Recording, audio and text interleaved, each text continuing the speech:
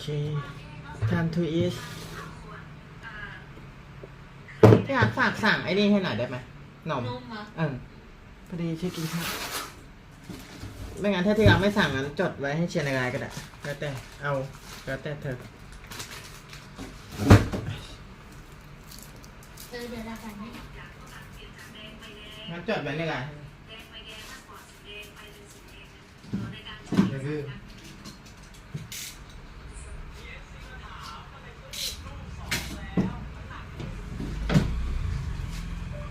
นมจืด300 มิลลิลิตร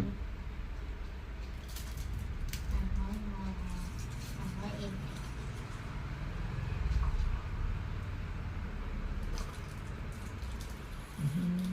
ลที่กล่อง3 กล่อง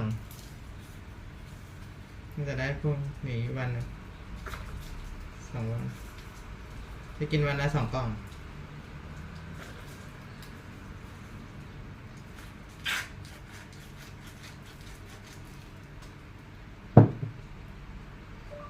นมมิสเตอร์ซอยจืด300 มล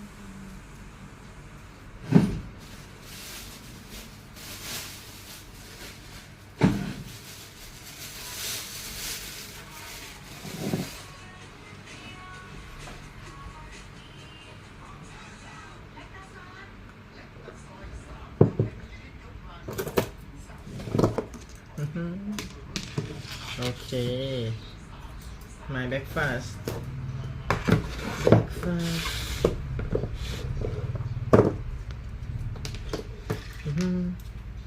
from the morning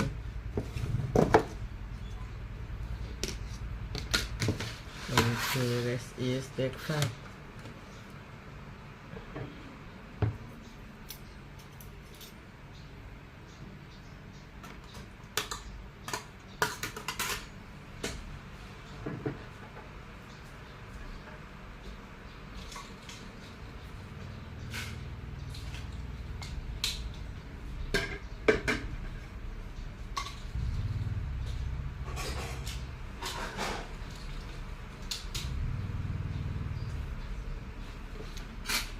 It is time to eat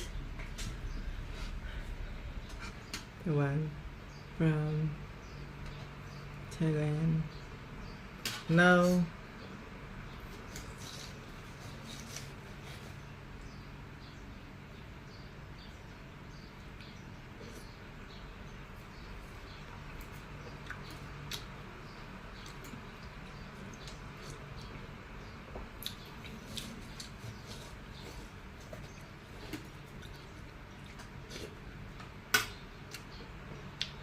So far it looks like the therapy works on all tissues that we tried. In the mouse it's muscle, liver, kidney, even brain. Age reversal works in the animal, a stroke at the back of the eye. But we hope that it's not just the eye. So far it looks like the therapy works on all tissues that we tried. In the mouse it's muscle, liver, kidney, even brain. Age reversal works in the animal, they get smarter again.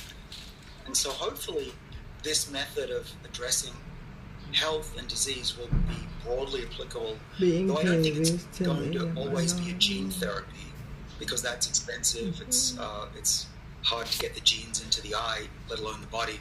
So we're working on cheaper methods. So instead of it costing $500,000 to cure blindness, we're working on ways to make it will cost about $10. Okay, so now what is the name of that company and how do I get preferred stock? Because I'm just saying... Have you ever wanted one of your questions on the universe answered? We all have questions about the universe. From black holes to quasars.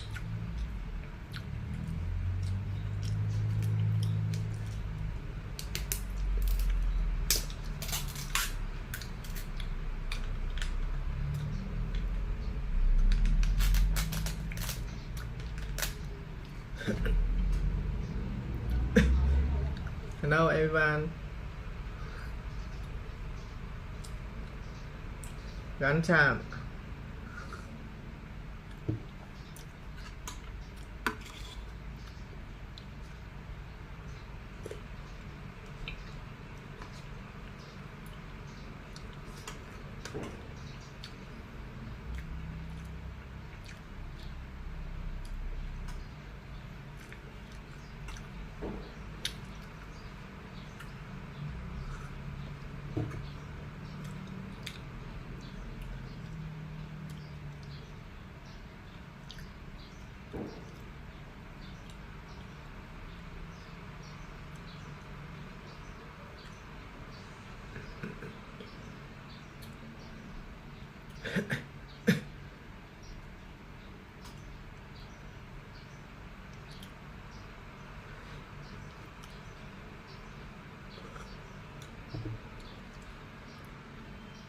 quasars, quantum entanglement, wormholes. There is no end to the depths of cosmic curiosity. Well, the entry level of Patreon membership with Star Talk gets you just that. I think it starts at $5 a month. You have access to the question line that reaches our Cosmic Query programming.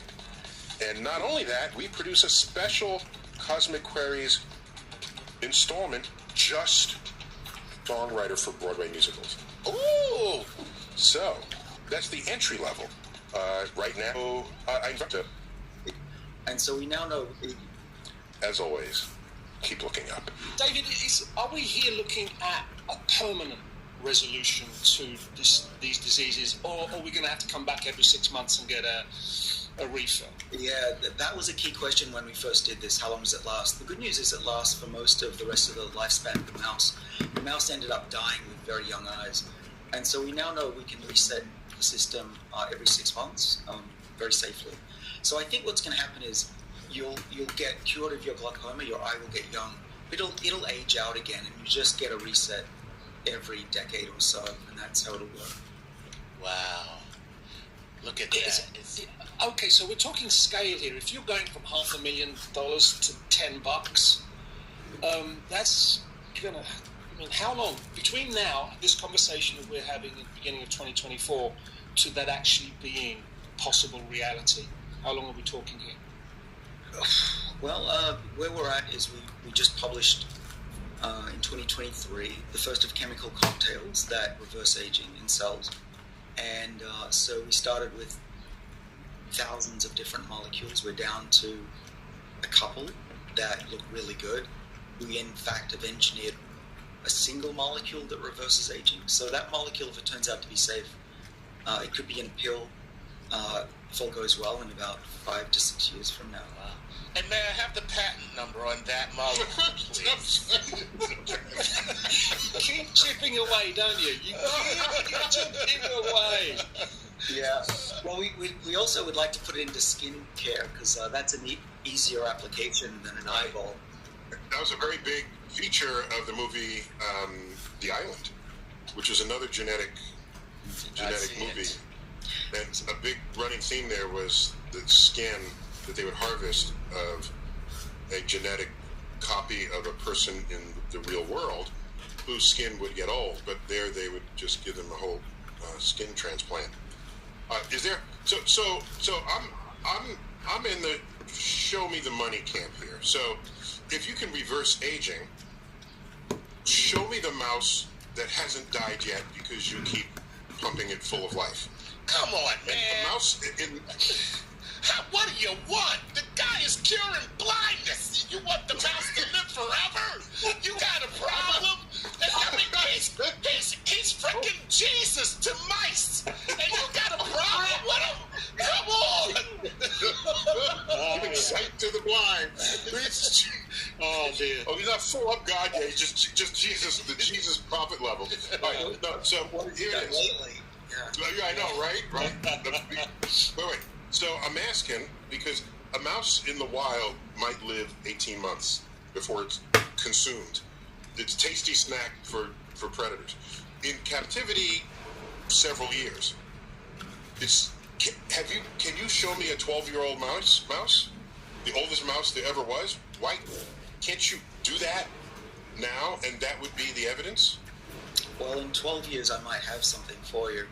Right now, what we have is it's a paper that another group used our same technology. We gave them our gene therapy. And they gave it to extremely old mice. They were 25 months old, which is like an 85-year-old human. So they were almost gone. And they extended the remaining life of those mice by 109%. And that's a paper that's online.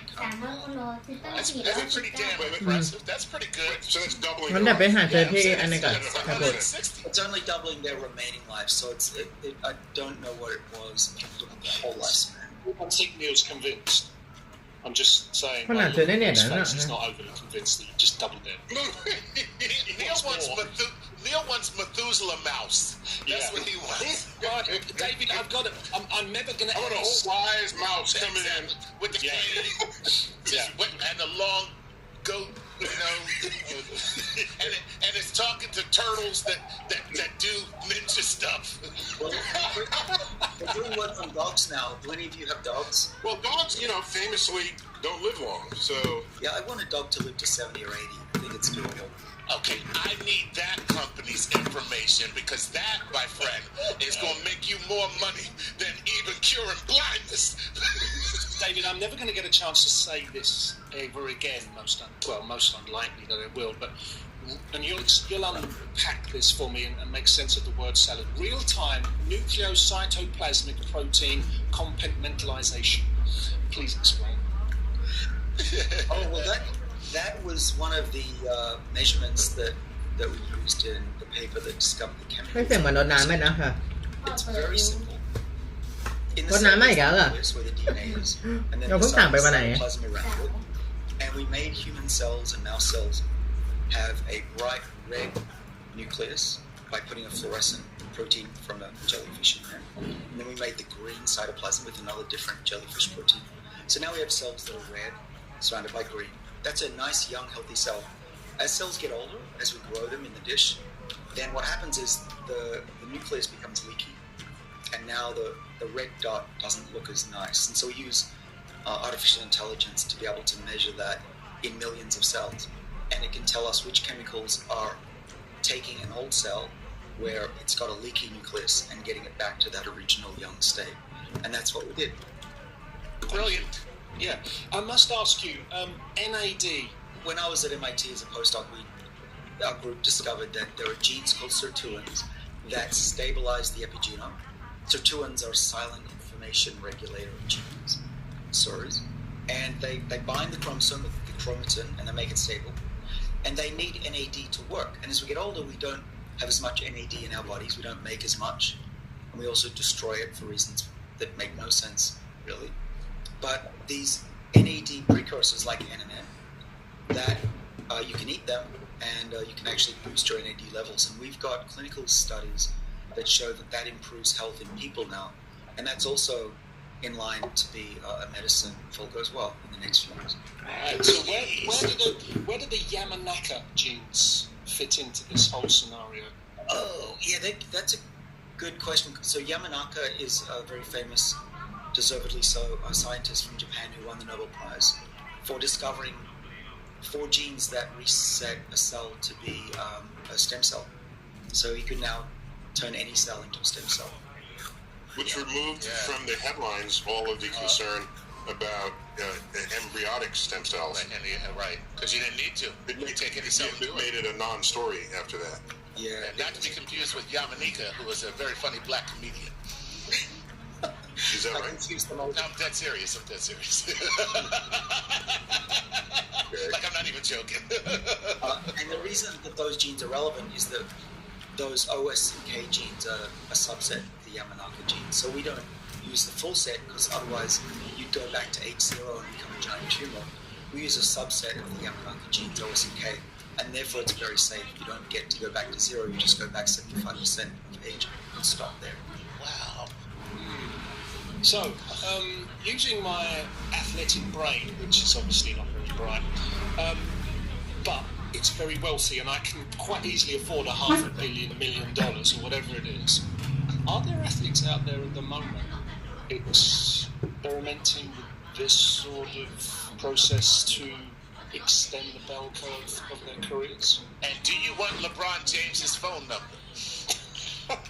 Well, some of my good friends are athletes, and yeah, I can't divulge any names, but yes, athletes are paying a lot of attention to longevity science because longevity molecules, longevity medicines seem to improve your current health as well and your performance. So it won't just be one day that we get to live longer, healthier, but we get to feel better even midlife as well.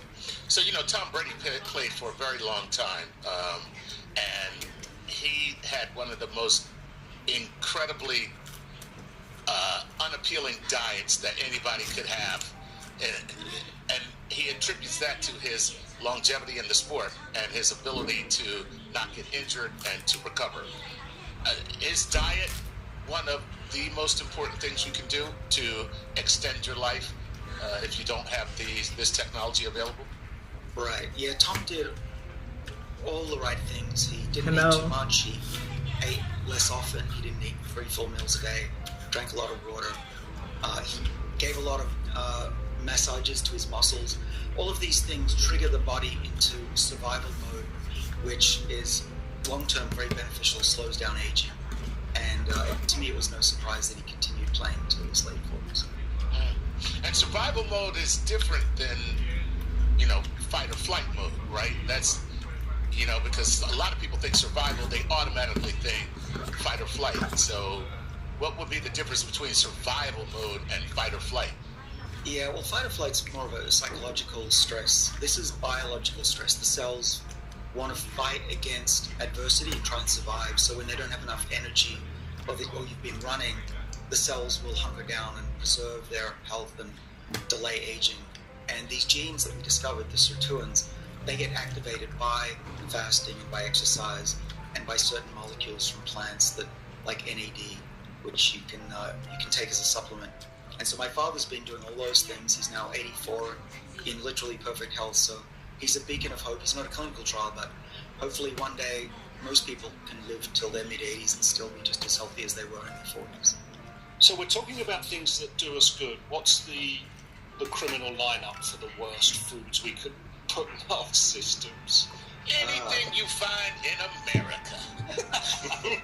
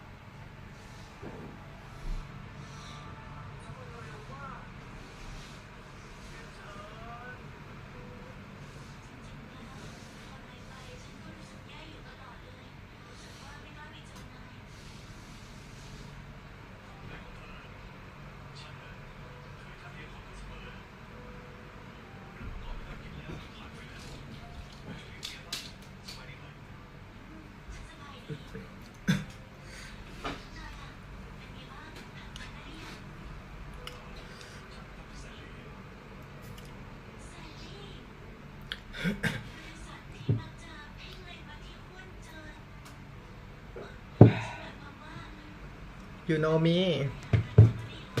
You know me. What country I am. You see me along of day. I see you comment.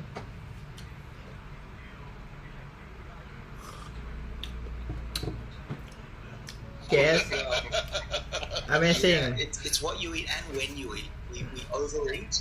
We eat too often, and we also eat things that are just too many calories. So sugar is the biggest culprit. A lot of fat.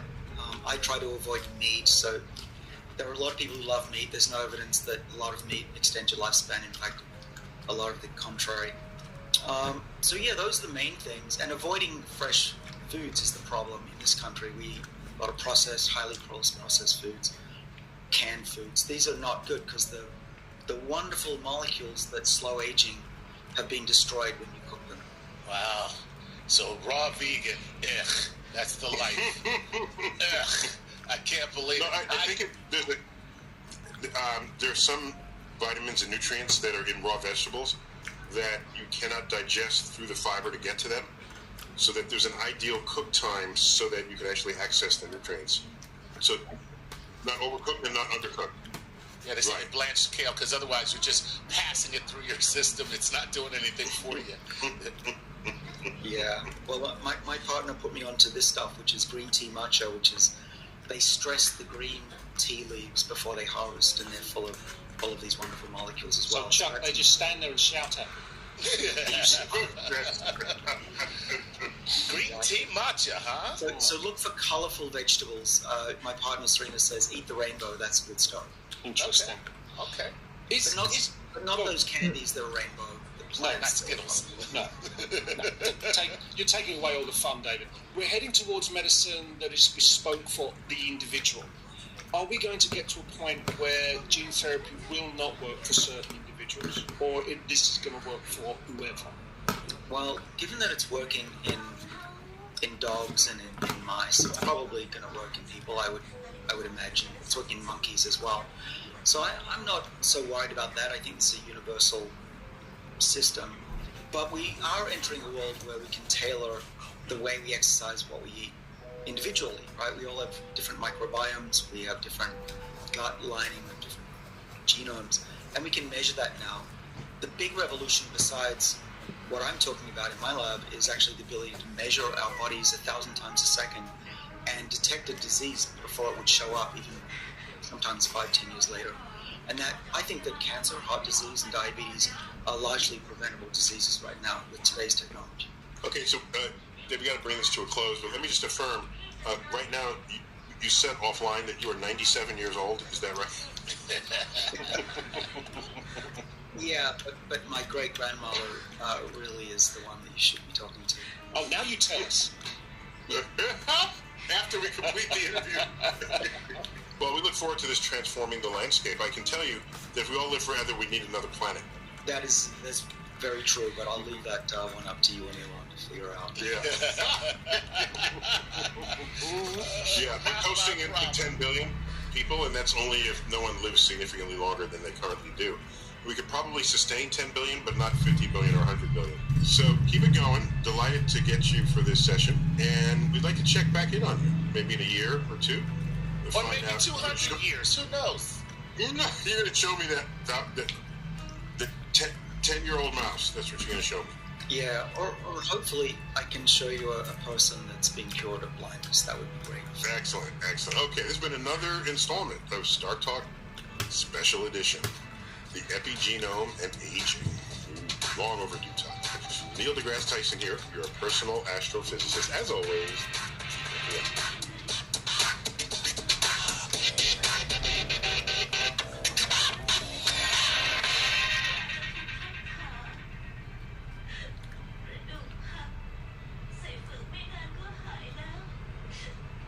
Okay, well, Michael, you are known for saying there is no second best, but I just saw a presentation that you gave where in the title you had crypto renaissance. I'm getting the sense that your views on the broader crypto industry are changing, and you mentioned there will be other digital currencies, the tokenization of assets.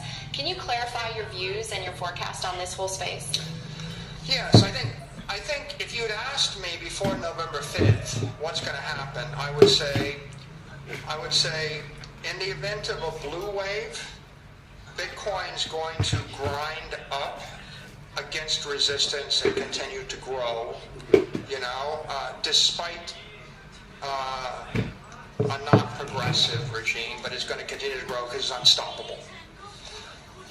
And I would have said the digital assets industry is going to continue to shrink and continue to decay in the event of a blue wave.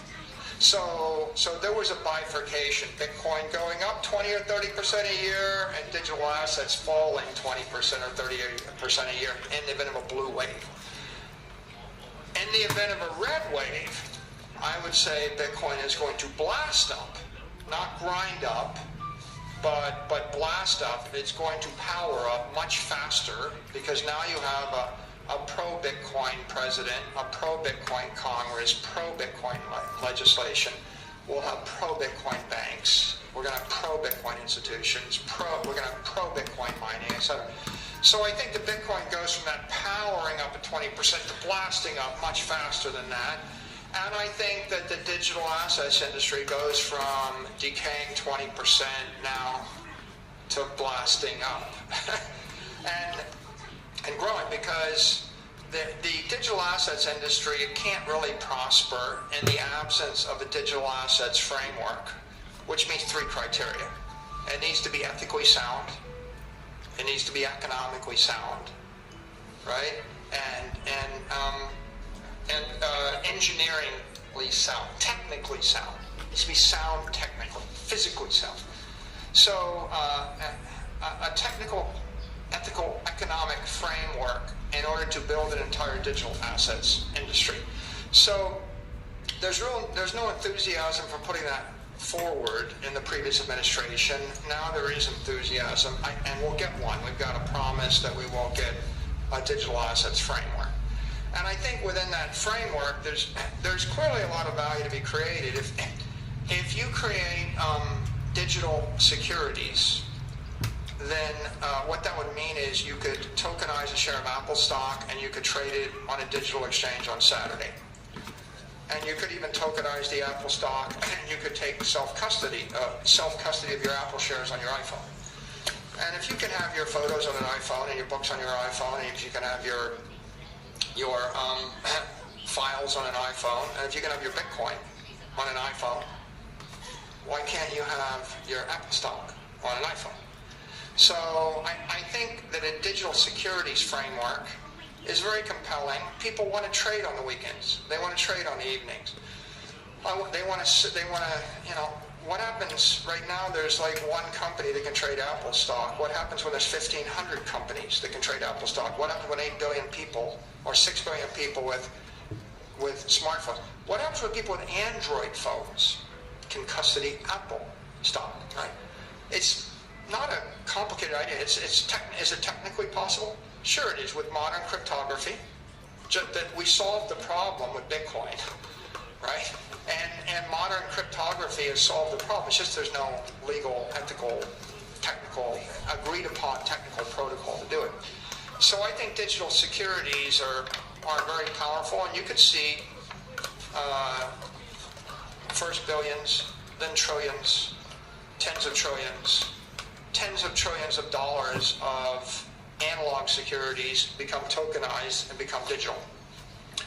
And I don't have an ethical problem with it. For example, I wouldn't recommend that you invest in Apple or Amazon or Facebook or Google over Bitcoin. The truth is, I wouldn't recommend Bitcoin over my own stock. I would recommend it over anybody else's stock. It's Bitcoin, right? You invest in Apple, powerful, and you could see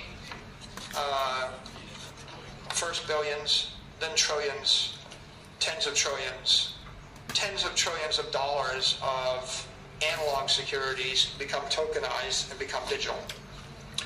And I don't have an ethical problem with it. For example, I wouldn't recommend that you invest in Apple or Amazon or Facebook or Google over Bitcoin. The truth is, I wouldn't recommend Bitcoin over my own stock. I would recommend it over anybody else's stock. It's Bitcoin, right? I mean, so I wouldn't really recommend any of 50,000 public companies, but I would say the world's a better place if they all tokenize, if they're all digital, right? I mean, it's pretty clear if on Sunday afternoon you have the option to buy, sell, trade, or transfer your stock, you're empowered, and that's good for the world, and that's good for the people. I think if you move to, say, digital currencies, I consider a Tether or Circle a stable coin, a digital currency. I think that a clear regulatory framework where a corporation can issue them, back them by U.S. dollars or U.S. dollar equivalents like short-term treasury bills. I think if you can do that, that's a good thing for the world. If Tether's going to do it, we should have Tether relocate to the United States. Give them a license in the U.S. and let them do it. And I also think, though, you ought to let J.P. Morgan do it and Goldman Sachs do it. And I think you ought to let Circle do it. I think there should be a competition in the market. And if it turns out that Tether and Circle are better than J.P. Morgan and Goldman Sachs, then I think Tether and Circle should issue all the digital currency in the world. If you're the United States, you just want... You don't want $150 billion of currency. You want $15 trillion worth of U.S. digital currency to be circulating.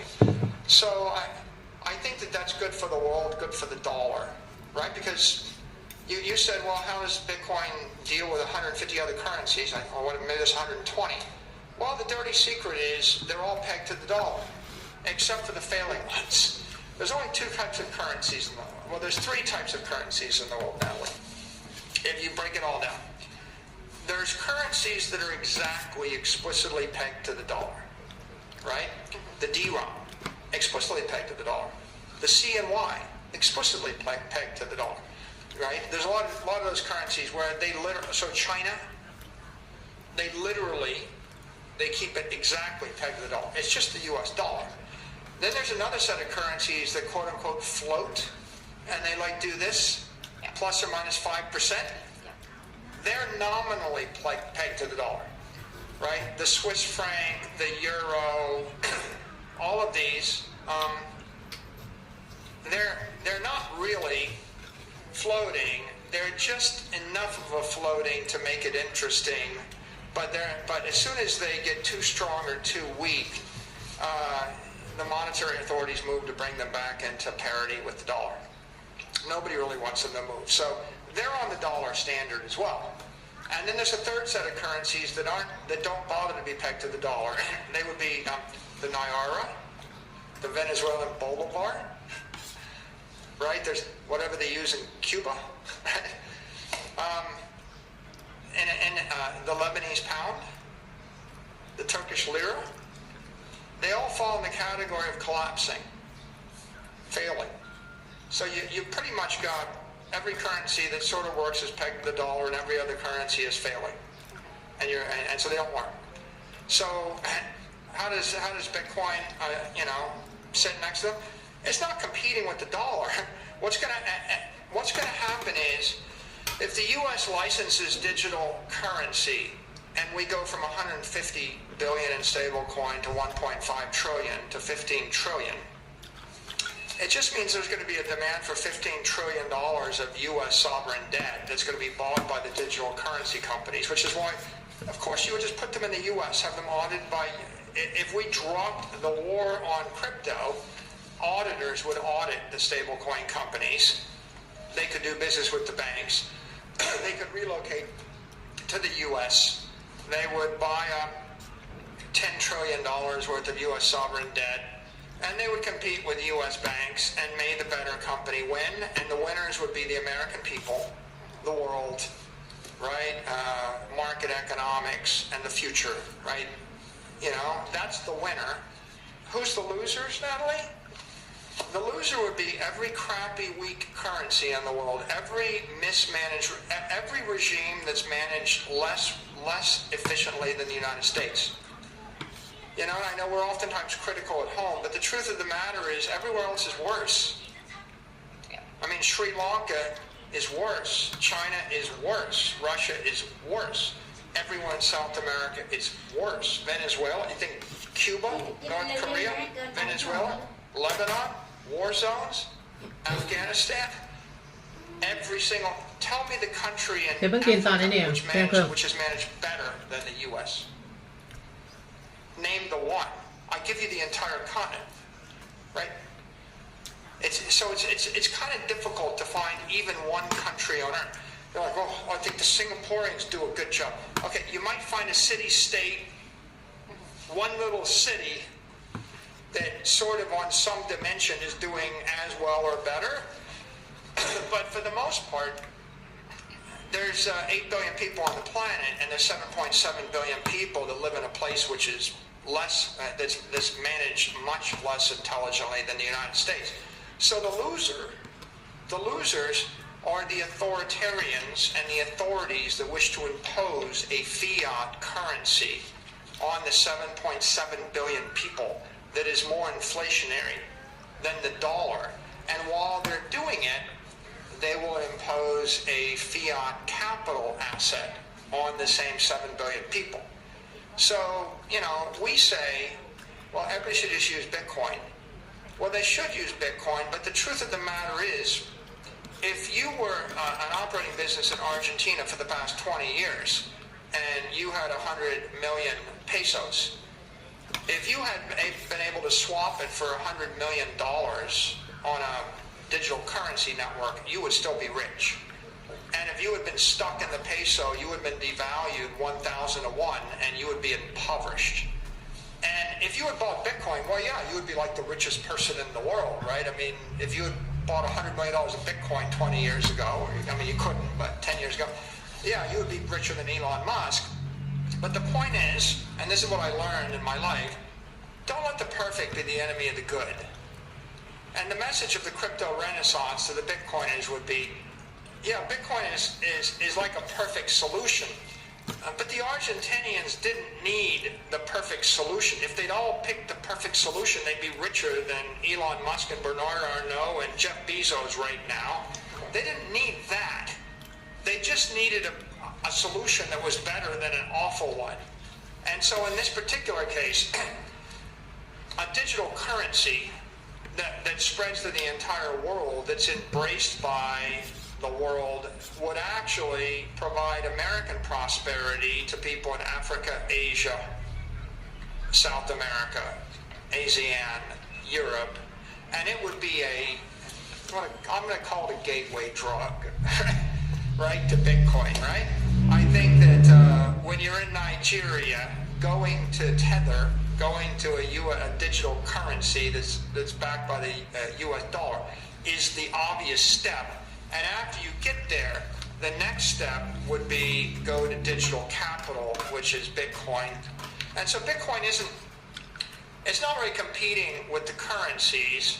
The US dollar is going to actually replace the weak, defective, toxic currencies.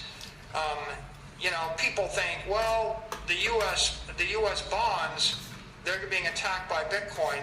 Well, let me turn it around. If we release digital currency, the digital currency is going to go to everywhere in the world, and U.S. bonds are going to capitalize all those other countries. And I wouldn't choose U.S. bonds to capitalize MicroStrategy, but if you were operating a business in Afghanistan or Lebanon or Argentina or Nigeria and you capitalize on U.S. bonds, you would be rich. And so don't let the perfect be the enemy of the good. I think digital currency is going to spread American values and spread Bitcoin values, eventually. And it's a good thing, and it ought to be headquartered in America. And so that's number two. I got digital securities, digital currency. And the last observation is just, the world's better if we had digital tokens. If there's an ethically sound, economically sound, technically sound way to issue them. There's nothing wrong with Joe Rogan issuing Rogan token or Katy Perry issuing Katy Perry coin if it was fair and equitable. If he didn't lie, cheat, and steal, right? And if there's some utility, if you give someone digital utility, or if you just take the idea of, if I run a $5 million a year business, how do I sell securities to the public to raise $3 million?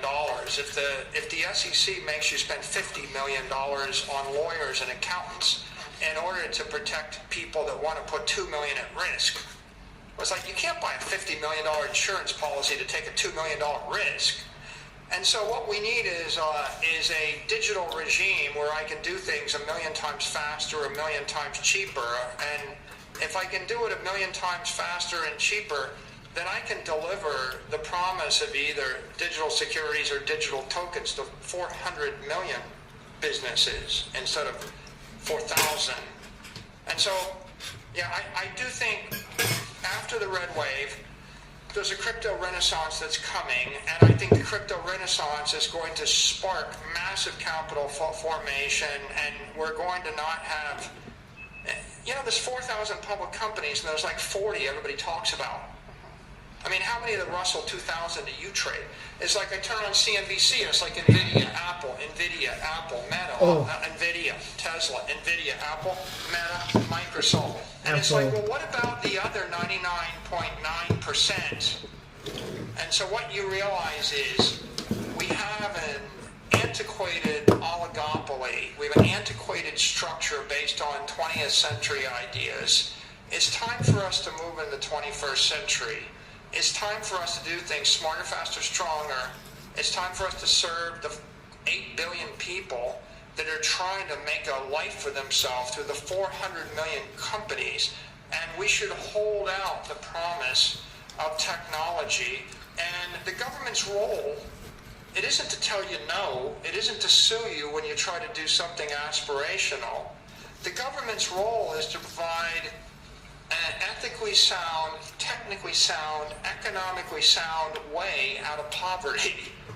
I mean, it could be as simple as, here are the asset classes. Don't lie, cheat, or steal, and you'll be fine. Very, if very you lie, fine. cheat, or steal, we'll sue you.